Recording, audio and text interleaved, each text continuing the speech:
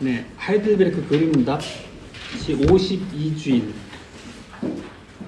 127문답부터 129문답까지입니다. 찬송의 책 509쪽입니다.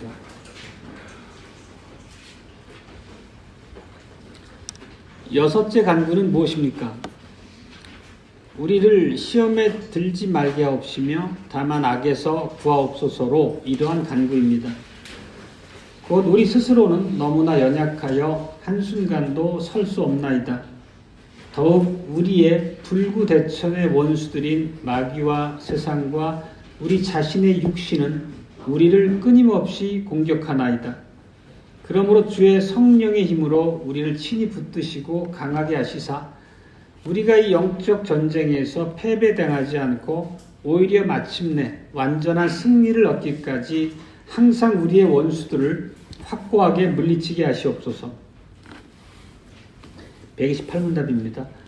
당신은 당신의 기도를 어떻게 마무리합니까? 대개 나라와 권세와 영광이 아버지께 영원히 있사옵나이다로 이러한 간구입니다.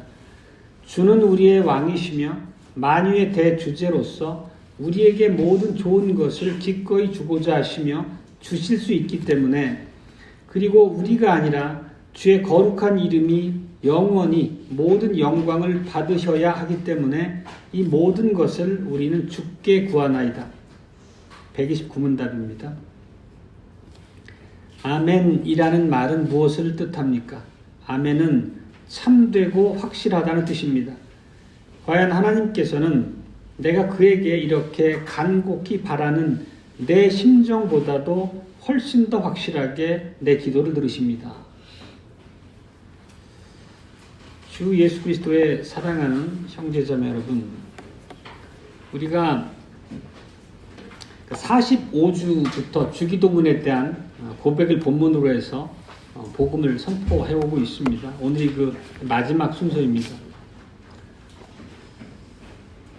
이 주기도문과 관련해서 이제 배경을 보면, 기도를 마치시고 나오는 예수님 앞에 제자들이 우리에게도 기도를 가르쳐 주십시오 라는 요청에 대한 예수님의 응답으로 알려주신 것이 주기도문의 교훈입니다. 주님께서 무엇보다 강조해서 알려주신 바는 주의 이름이 거룩하게 되소서, 주의 나라가 임하소서, 주의 뜻이 하늘에서처럼 땅에서도 이루어지소서, 이런 것이었습니다. 이런 것들은 다양한 자세한 해석을 통해서 배웠지만, 그 중심 사상은 우리가 하나님 중심적인 방식으로 기도를 해야 한다는 대전제였습니다. 이렇게 하나님께서는 무엇을 기도해야 할지를 알려주신 후에 계속해서 제자들에게 왜 기도해야 하는지, 그리고 왜 끊임없이 쉬지 않고 기도해야 하는지를 계속 이어서 말씀해 주셨습니다. 그리고 오늘이 이제 기도에 대한 가르침의 대단원의 막을 내리는 이제 결론 부분입니다. 그 내용이 나라와 권세와 영광이 아버지께 영원히 있사옵나이다. 그러면 당연히 하나님의 말씀은 어느 한 구절도 낭비됨이 없습니다. 그렇다면 그 중요한 주기도문의 마지막 간구로서 이 내용을 삽입하신 것은 어떤 의미가 있는지 우리가 깊이 주목하고 배워야 되겠습니다. 언뜻 생각하면 제자들이 자발적으로 나와서 예수님께 기도에 대해 가르쳐 주십시오라고 했다면, 생각컨대 그 이후에 기도에 대한 가르침을 받아서 능동적으로 열심히 기도했겠지만, 만약 그것이 확실했다면 예수님께서 이런 마지막 한 구절과 같은 말씀으로 그들을 격려하고 기도에 게으르지 않도록 그들에게 권면할 필요가 없을지도 모르겠습니다. 그렇다면 이런 말씀으로 그들의 기도를 격려하고 게으르지 않도록 그들 앞에 권면의 말씀으로 결론 내린 것은 분명히 주님의 뜻하신 바가 있을 겁니다. 근데 오늘 우리도 이런 이제 기도와 관련해서 시험에 자주 들지만, 아마 제자들도 예수님의 교훈을 따라 기도를 했겠지만 시간이 조금 지나면서 아마도 빠르게 그들은 이런 생각에 빠졌을 수 있습니다. 기도를 열심히 하는 것은 좋지만 우리의 기도가 과연 어떻게 응답되는 것일까 그 기도에 대한 회의 같은 마음이 들었을지 모릅니다.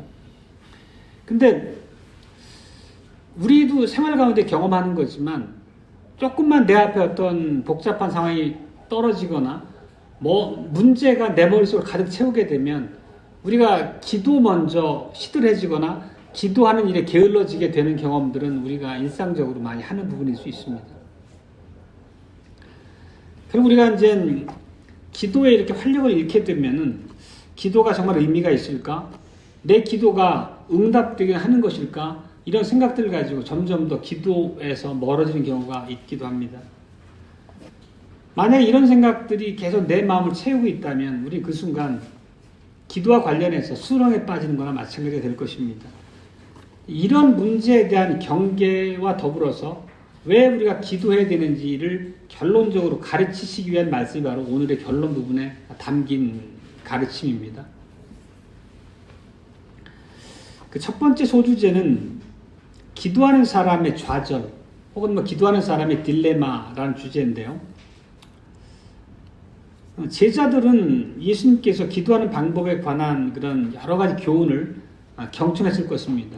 바로 목전에서 스승이신 예수님께서 하시는 말씀 앞에 얼마나 겸손히 귀를 세우고 들었겠습니까? 그 간구의 내용들은 우리가 다 살필 수는 없지만 간략히 보면 그런 것들이죠. 주의 나라가 임하게 하시옵소서. 사람들이 하나님의 뜻을 순종할 수 있기 위해서 각자 자기의 생각을 부인할 수 있도록 인도하여 주옵소서. 또 시험에 들게 하지 마옵시고 다만 악에서 구하옵소서. 이런 기도들로 대변됐습니다. 그러면 이런 기도들을 드렸다고 할 때에 실제 제자들이 그 당대에 처한 그들의 삶의 환경 가운데서 이 기도에 대한 생각들이 어떻게 정리됐을 건가를 한번 우리가 현실적으로 생각해 볼 필요가 있습니다. 제자들이 살고 있던 시대는 어떤 시대였습니까? 그냥 태평성대였나요? 모든 것이 평화롭고 모든 것이 풍요롭고 아무 문제가 없는 그런 시대였냐는 거죠. 전혀 그 정반대였습니다. 실제 그 강포한 이방인들이었던 로마에 의해서 압제당한 시대였습니다. 로마의 식민지로 떨어진 시대였고 결국은 그냥 식민지의 그 포로들의 입장이라고 하는 것은 스스로 결정할 수 있는 바가 매우 제한되는 그런 참 혹독한 상황이었을 겁니다. 그리고 또 교회의 지도자들이라고 할 만한 장로들, 서기관들, 바리새인들은 어땠습니까? 그들이 얼마나 타락했고 불경건했는지는 얼마나 돈을 밝혔는지는 우리가 잘 알고 있습니다. 무지한 예수님을 죽음으로 내몰고 오히려 살인자였던 바라바를 풀어달라고 그렇게 외쳐댈 만큼 패역한 자들이었습니다. 시대상이 그랬다는 겁니다. 그리고 백성들은 그렇다고 정말 순결한 양처럼 바른 생활을 살았느냐? 그것도 아니었죠. 그 당대에 가난한 사람들이 넘쳐났습니다. 그것은 구약에서 언약 백성들에게 가르친 하나님의 교훈을 비춰보면 매우 비정상적인 상황인 거죠. 당연히 가난한 이웃을 향해서 사랑과 돌봄과 또 율법이 요구하는 바 나눔으로 실천해서 서로가 함께 살아야 되는 그런 백성이었음에도 불구하고 전혀 그런 하나님의 가르침 앞에 무관심했다는 거죠. 그러니까 제자들이 살던 예수님께서 이 땅에 계시던 당대 상황은 정치적으로나 사회적으로나 어떤 면에서도 그저 순조롭거나 살만한 그런 세상이 아니었다는 뜻입니다. 실제로 생각해 보면. 그러니까 종교적으로도 배교의 상황이 펼쳐졌을 것이고 그렇다면 제자들이 생각하는데 하나님께서 예수 그리스도께서 가르치신 기도로 우리가 많은 기도를 열심히 했는데 그 결과가 이런 것일까? 하나님 당신의 이름이 거룩하게 여김을 받으십시오라고 구했는데 눈앞의 현실은 종교 지도자들이라 할 만한 그들의 패역함이었고 그들의 무도함이었고 잔인함이었습니다. 그럼 그들이 우리가 믿는 하나님의 하나님 향한 그런 종교의 지도자들이라면 백성들로서도 제자들로서도 회의를 느낄 만했을 겁니다. 또 주의 나라가 임하소서라고 기도했지만 정작 그때는 로마의 식민지로서 유대인들에게는 아무런 자율권이 없을 만큼 어려운 시기였다는 거죠. 결국 이런 모든 현실들을 종합적으로 판단해서 결론을 내린다고 하면 기도는 시간 낭비일 수 있겠구나. 이런 생각을 가질 법도 합니다. 이게 바로 제가 소제목으로 말씀드렸던 것처럼 기도하는 사람들의 좌절이고 기도하는 사람들의 딜레마죠. 눈에 보이는 증거는 예수님의 가르침대로 그 거창한 기도로 아무리 열심히 기도를 드려도 전혀 바뀌지 않는 현실, 그 앞에 서 있었다는 거죠. 오늘 우리가 사는 이 주변 세상은 어떻습니까? 별반 다르지 않거나 오히려 더 심각한 면도 많이 있습니다. 오늘날도 주기도문을 따라서 날마다 기도하는 경건한 사람들이 전 세계적으로 많이 있을 겁니다. 이 땅에도 마찬가지고. 그렇지만 기독교회가 얼마나 하나님의 가르침을 벗어나서 배교의 나락으로 떨어져 있는지는 우리가 날마다 목도합니다. 그저께 뉴스를 보면서도 참 참담한 생각이 들었던 게 한국 교계에서 대표할 만한, 이름 석달되면 알만한 그런 종교 지도자들이 무속에 쩔어 살아가는 그런 권력자들과 결탁을 해가지고 부정한 청탁에 개입을 하고 조사를 받고 이런 것들이 뉴스에 크게 보도될 만큼 엉망인 거죠. 얼마나 많은 사람으로부터 존경받는 지도자들입니까? 종교 지도자들입니까? 우리나라 현실뿐만 아니라 기독교의 그 바탕을 둔 서구 문화도 크게 다르지 않죠. 유럽이나 미국 같은 경우도 이미 교회가 얼마나 이제 노화됐는지는 우리가 들어서 알고 있는 바입니다. 수많은 예배당들이 팔려가지고 나이트클럽으로 변화된다거나 아니면 절대적으로 교회 모습 자체가 그 거룩하고 경건한 모습을 잃어버린 모습들을 우리가 언론을 통해서도 보곤 합니다. 우리가 살아가는 현실 속에서 이런 것들을 계속 보고 있는데 그러면 우리가 언제까지 왜 인내하면서 기도를 계속 해야 하는 것입니까? 라는 게 우리 앞에 던져진 질문이죠. 그 딜레마라는 뜻입니다. 그러면 그럼에도 불구하고 우리가 기도해야 될 그 당위에 대해서 어떻게 말씀하시느냐가 오늘 우리에게 주신 그 교훈에 담겨 있겠죠. 결국 우리의 이런 잘못된 생각을 바로잡아 주시는 내용이 무엇이냐는 것입니다. 오늘 가르침 안에서. 주님께서는 우리가 이런 회의나 딜레마에 앉아서 당황할 때 하시는 말씀이 이거예요. 결국 오늘 마지막 부분. 나라와 권세와 영광이 아버지께 영원히 있습니다. 이 말씀은 의심하지 말라는 거거든요. 우리의 환경이 아무리 열악해도 주님께서 가르친 기도로 확신을 갖고 기도할 이유가 여기에 있다는 것입니다. 주께서 제자들에게 무엇을 기도하라고 가르치셨든 하나님의 이름이 거룩히 여김을 받는 것부터 포함해서 우리의 모든 마귀로부터 지켜주시길 바라는 그 모든 간구의 내용들을 하나도 빠뜨리지 말고 멈추지 말고 기도하라는 말씀 자체도 이거를 통해서 결론적으로 우리한테 확신을 부여하고 계시다는 뜻입니다. 다시 보겠습니다.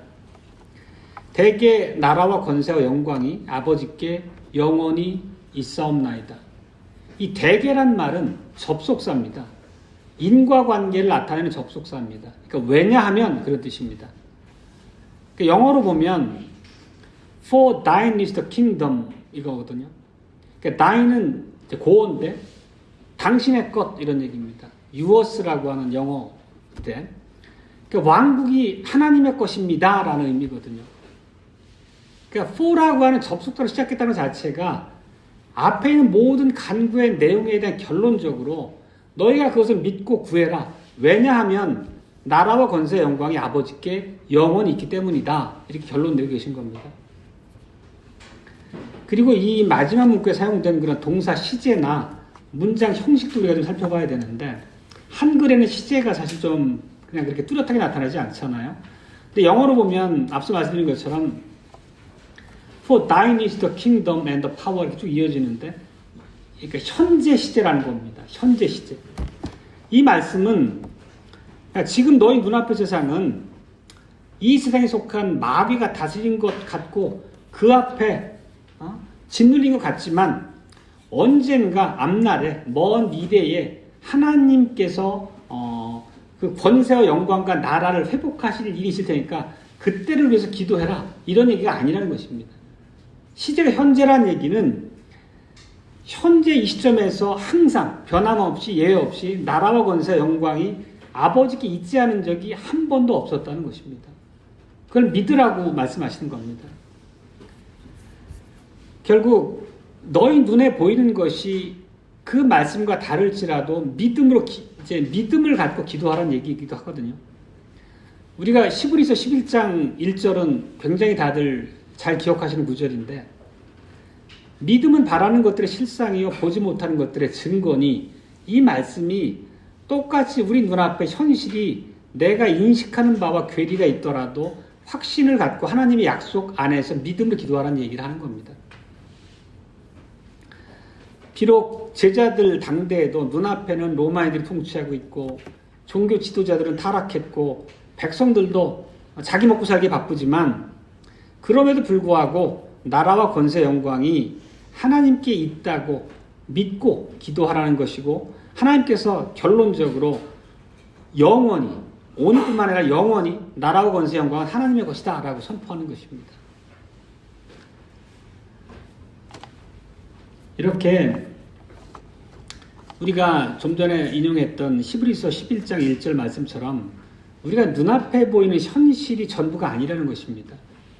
그것에 매몰돼서 믿음을 잃지 말라는 것입니다.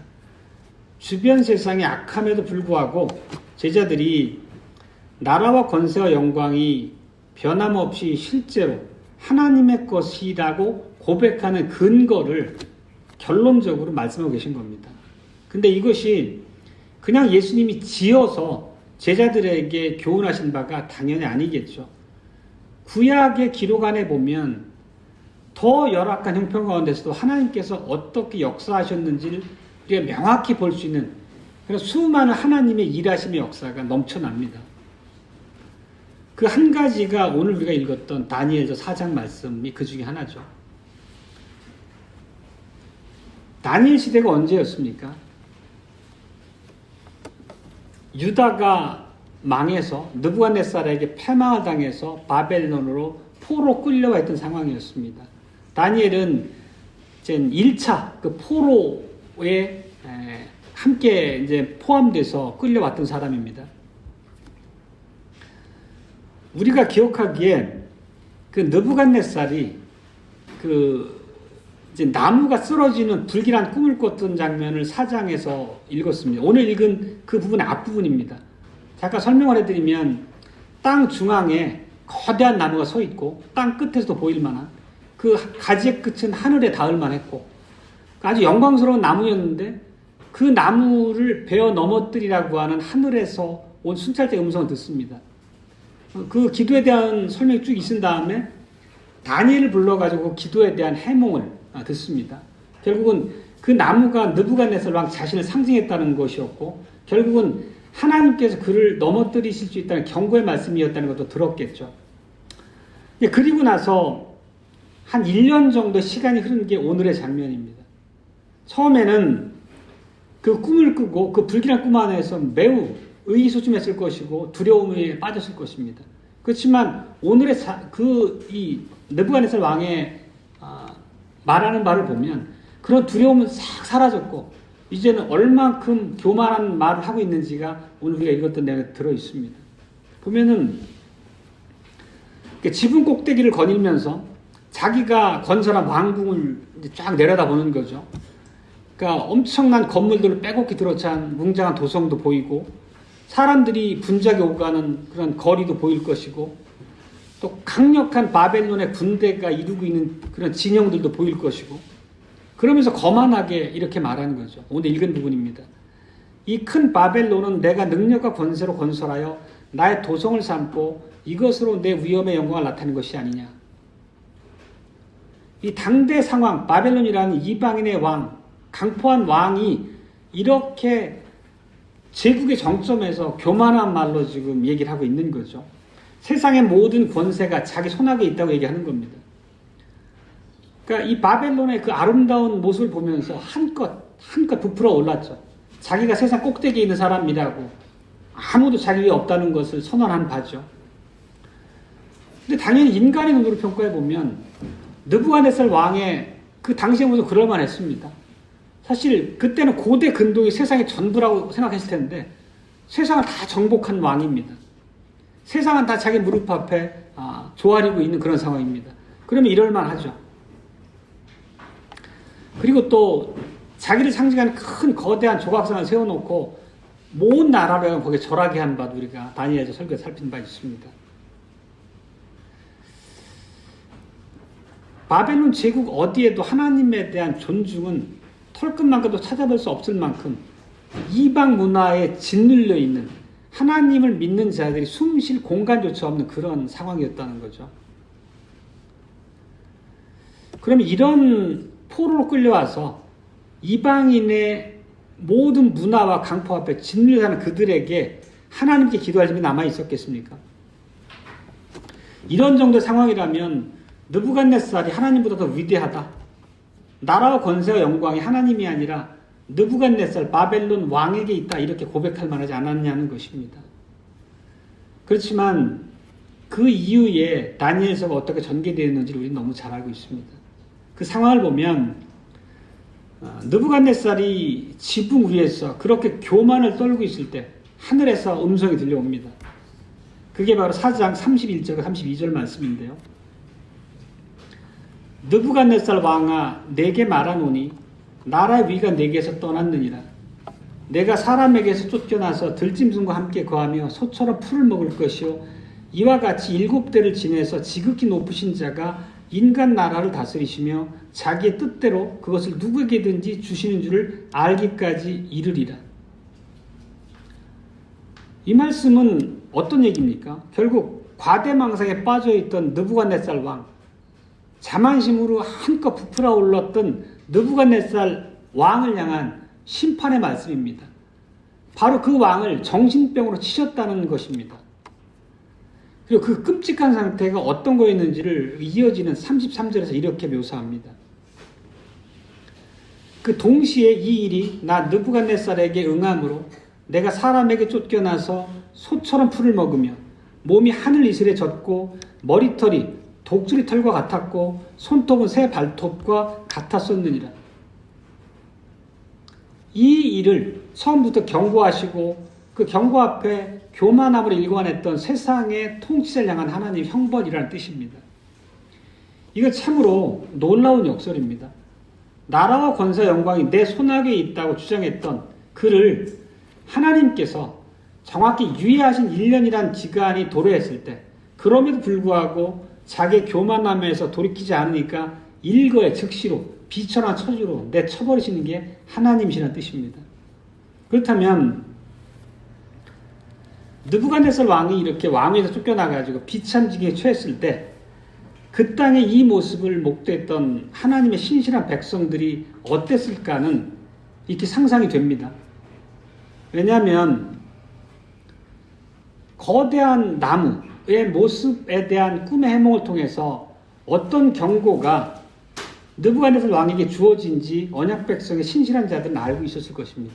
그렇다면 지금 목전에 있는 느부갓네살 왕의 심판의 모습이라고 하는 것은 하나님의 계시의 완벽한 실현이라는 것을 알 수 있었기 때문이죠.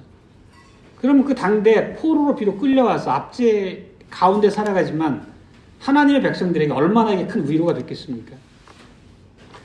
결국 이 얘기는 앞서 오늘 이제 결론 부분을 설명드리면서 했던 말씀처럼 비록 온 세상이 나라와 권세와 영광이 느부갓네살에게 있다고 선포할지라도 모든 객관적인 증거가 그것을 지지하고 있는 것처럼 보일지라도 그렇지 않다는 것입니다. 그것이 진리란 얘기고 그것을 너희가 믿음으로 어떤 열악한 형편 가운데 있더라도 하나님의 약속을 붙잡고 기도하라는 얘기를 격려의 말씀을 주시는 겁니다. 항상 하나님께서 모든 일의 주권자이시고 만물의 주제이심을 기억하라는 것입니다.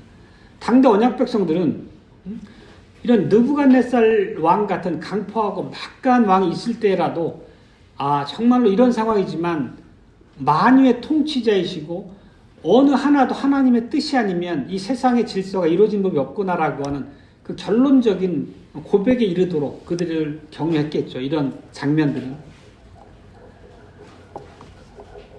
그리고 참으로 아이러니인 것은, 매우 통쾌한 반전인 것은 느부갓네살이 자기의 입술로 나라와 권세와 영광이 하나님께 있음을 고백하는 장면이 나옵니다.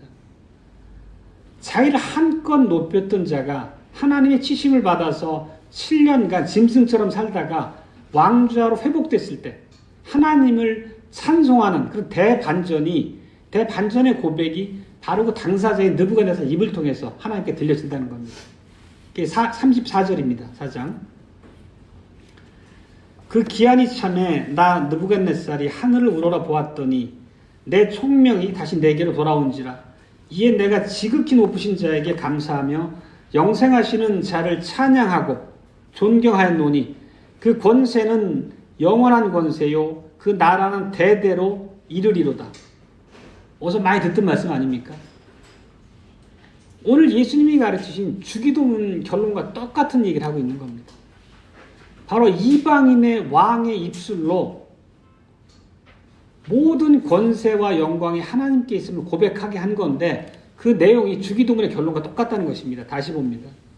느부갓네살이 뭐라고 했냐면 그의 권세는 영원한 권세요 그 나라는 대대로 이르리로다. 오늘 말씀이죠. 이 말로써 느부갓네살 왕은 내가 바벨론 제국의 왕이지만 나를 여기 있게 하신 분이 하나님이시고 진정으로 나라와 권세의 영광을 가지신 분은 하나님이시구나라고 하는 걸 고백한 게 바로 오늘의 구절입니다. 이런 바벨론 느부갓네살 왕의 고백을 본 당대 언약 백성들은 어땠겠습니까? 비록 포로로 끌려와 있지만 지금까지는 악과 세상적인 불경건 앞에 압도당해 있었지만 힘을 내서 일어설 수 있었을 것입니다. 바벨론이 세상의 전부인 것처럼 더 이상 하나님은 안 계신 것처럼 절망에 빠져 있었더라도 다시 나라와 권세와 영광이 참으로 하나님께 있다는 고백으로 회복될 수 있었을 것입니다. 이렇게 그들의 신앙적인 어려움과 곤고함을 회복시켜 주시고 바로잡아 주시는 하나님의 은혜 손길로서 우리가 이해할 수도 있습니다. 그리고 이와 유사한 장면이 또 있었습니다. 다니엘서 6장이었는데 다니엘이 이제 궁중에 있는 다니엘을 시기하는 그런 이제 다른 대신들에 가지고 시험에 들죠. 그래서 사자굴로 내던져지는 상황까지 처했을 때 다니엘을 총애하던 왕의 입장에서는 밤을 새면서 밤잠을 이루지 못하고 다니엘을 걱정하다가 다음날 아침에 털끝 하나 상하지 않은 다니엘의 모습을 보고 그 왕이 그 다리우스 왕도 비슷한 말로 고백합니다. 6장 26절인데요. 그는 사시는 하나님이시오 영원히 변치 않으실 자시며 그 나라는 망하지 아니할 것이요 그 권세는 무궁할 것이라. 이렇게 이방의 왕들의 입술을 통해서 오늘 예수님께서 주기도문의 결론으로 우리가 왜 기도해야 되는지 열악한 형편에서라도 상황에도 불구하고 그런 말씀들이 구약의 이런 모습 안에서도 선명하게 살아있다는 것입니다. 이제 바벨론에 끌려와 있는 이제 하나님의 언약 백성들, 비록 포로 형편이긴 하더라도 그들은 이 세상과 반립한 위치에서 인내할 수 있었을 것입니다. 비록 지금까지는 기도를 제대로 드리지 못하고 기도가 낭비인 것처럼 여길 만큼 믿음의 시험에 빠져 있었겠지만 그런 백성들을 신실한 자들을 긍휼히 여기시고 이렇게 교정해 주신 하나님의 손길인 거죠. 그러면 오늘 이제 기도의 결론 부분처럼 아버지의 이름이 거룩하게 여김을 받으시고 아버지의 나라가 임하옵시고 아버지의 뜻이 이루어지이다. 이런 큰 제목의 기도들이지만 우리는 이 기도가 우리 입술로 하나님께 들려질 때 그 응답이 보장됐다는 것을 우리는 이제 확신할 수 있을 것입니다.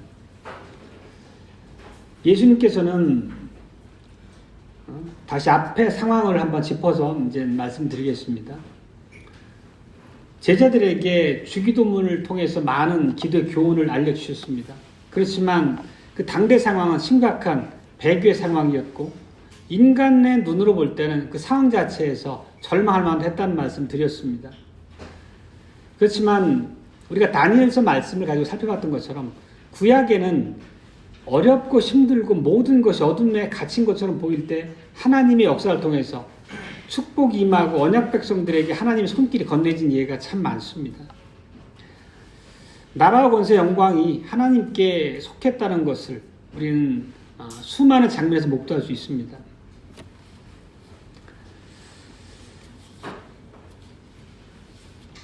예수님 당대 상황을 이제 다시 보면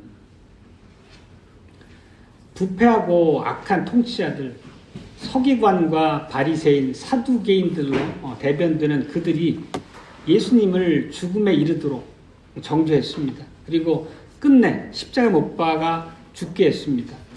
그러면 이런 상황 가운데서 상황만 보면 권세나 영광이 로마의 황제인 가이사에게 속한 것처럼 보이고 또 대제사장이었던 가야바에게 속했던 것처럼 보이고 사탄이 세상의 통치자인 것처럼 보일만 합니다. 외부로 드러난 것만 보면 이런 상황에도 불구하고 기도하는 것은 어리석은 듯 보인다는 거죠. 그러나 궁극적으로 예수 그리스도께서는 십자가에서 승리하신 것을 우리에게 증거하셨습니다. 십자가 위에서 사탄에게 무릎 꿇지 않으셨고 사탄의 모든 요구에 복종하지 않으셨습니다. 오히려 예수님께서 어떻게 사탄과 대적해서 싸우시고 두 번째 죽음의 사슬을 끊고 일어서셨는지 승리하셨는지를 우리가 익히 앞에서 살핀 바가 있습니다.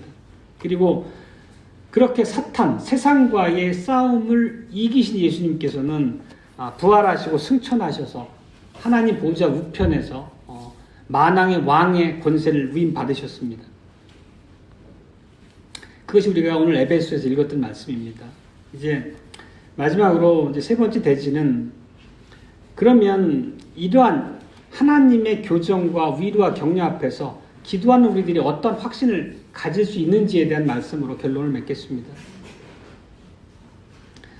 오늘 우리가 살폈던 말씀은 당연히 당대 언약 백성 그리고 바벨론의 포로 끌려왔던 다니엘 당대 언약 백성뿐만 아니라 그런 모든 가르침을 통해서 오늘날 우리가 어떤 마음과 위치에서 하나님께 기도를 확신 가운데 드려야 될지를 똑같이 교훈하고 있습니다.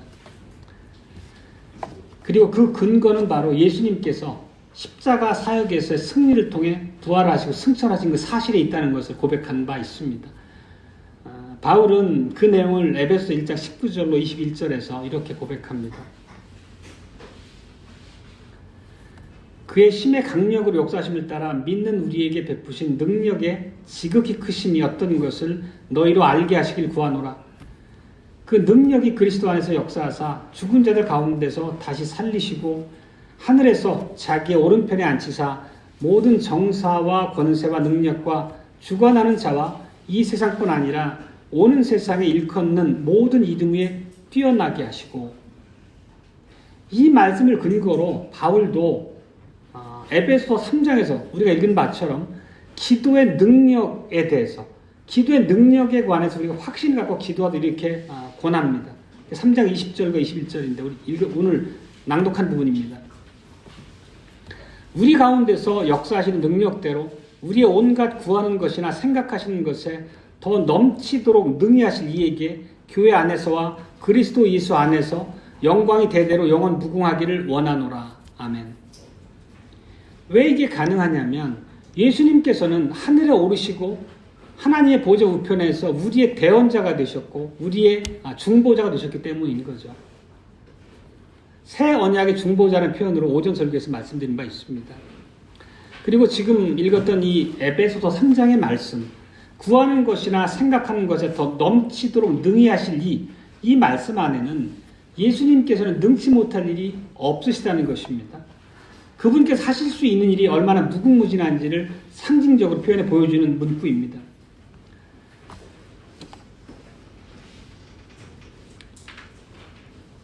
마치겠습니다. 제자들이 기도하는 방법을 알기 원했을 때 예수님께서는 특별히 기도해야 될 중요한 제목들을 가지고 제자들을 훈계하셨습니다. 그렇지만 그들의 눈앞의 상황은, 당대 형편은 녹록지 않았습니다. 그렇더라도 예수님께서 만주의 주이시고 만왕의 왕이시라면, 에베소의 표현을 빌어 말씀드리면 우리의 온갖 구하는 것이나 생각하는 것에 더 넘치도록 능히 하실 수 있는 분이라고 하나님께서 우리에게 가르치신다면 당연히 우리는 확고한 확신 속에서 주님께 간구할 수 있다는 의미입니다. 우리의 연약함에 시선을 빼앗기지 말고 하나님의 약속의 말씀, 또 그 하나님께서 어떤 능력의 하나님이신지를 바로 알므로써 기도하라는 것입니다. 그렇다면 우리가 이제 45주부터 이제 52주 마지막까지 주기도문 간구의 내용 하나하나에 대해서 깊이 살핀 바가 있습니다. 그러면 오늘 우리가 결론으로 나눴던 이 말씀 안에서 우리는 주기도문의 내용 하나하나가 어느 한 구절, 한 내용의 의미가 낭비됨이 없이 정확하게 우리에게 응답되어질 것을 확신할 수 있다는 뜻입니다. 우리 주님께서는 세상의 왕이시고 그 어느 누구도 하나님의 뜻을 거슬러 하나님의 뜻을 방해할 수가 없다는 의미 때문입니다. 그리스도께서는 오늘 우리에게 결론적으로 주신 그 말씀을 통해서 우리에게 확신과 위로를 주시는 것입니다. 격려하고 계신 것입니다. 그리고 이제 우리의 마지막, 기도의 마지막은 아멘이라는 이제 강력한 한마디로 결론을 맺습니다. 아멘이란 말로 우리가 끝낼 수 있는 것은 당연히 나라와 권세와 영광이 하나님께 영원히 있다라고 하는 우리 주님의 말씀을 마음에 새기고 확신했기 때문인 거죠. 다만 응답의 방법은 우리가 원하는 방식이 아니라 하나님의 방법에 따라 하나님께서 원하신 때에 이루어질 것입니다. 우리 기도의 응답에 대해서도 여러 가지를 말씀하잖아요. 바로 응답되어지는 기도가 있는가 하면 지연된 방식으로 응답을 주시기도 하고, 바울이 육체의 가시를 없애주길 기도하셨을 때 하나님의 응답의 방법처럼, 그럼 흔히 우리가 변답이라는 표현으로 쓰는데 하나님의 무궁하신 지혜로서 더 나은 응답의 형식으로 우리에게 임하기도 합니다. 사랑하는 성도 여러분, 혹시 여러분께서 이러저러한 그 시험거리 앞에서 기도하기를 포기하거나 중단하진 않으셨습니까? 그렇다면 오늘의 이 말씀과 격려 안에서 기도가 얼마나 가치 있는 일이고 하나님께서 명령하신 것뿐만 아니라 그 기도에 대한 답까지도 우리 앞에 보장하셨는지를 마음에 새길 수 있기를 바랍니다. 예수 그리스도 안에서 우리 하나님께서는 주권적이십니다. 만유의 주제이십니다. 만유의 주제라 함은 세상 그 어느 피조물도 하나님의 뜻 앞에 거스를 수가 없다는 것입니다. 비록 우리 눈앞의 세상이 매우 패역해 보이고 타락해서 참으로 목불인견의 상황이 펼쳐질지라도, 때로는 상황이 너무 어려워서 정말 어찌해볼 수 없을 만큼 불가항력적으로 그런 상황인 것처럼 보이더라도 결코 하나님께서 하시는 일 앞에서는 아무리 열악한 그런 상황조차도 먼지만큼도 하나님의 사역을 방해할 수 없다는 것이 오늘 결론의 말씀입니다.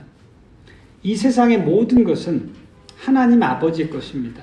그 말씀을 담은 것이 나라와 권세와 영광이 아버지께 영원히 있사옵나이다, 이 말씀입니다. 아멘.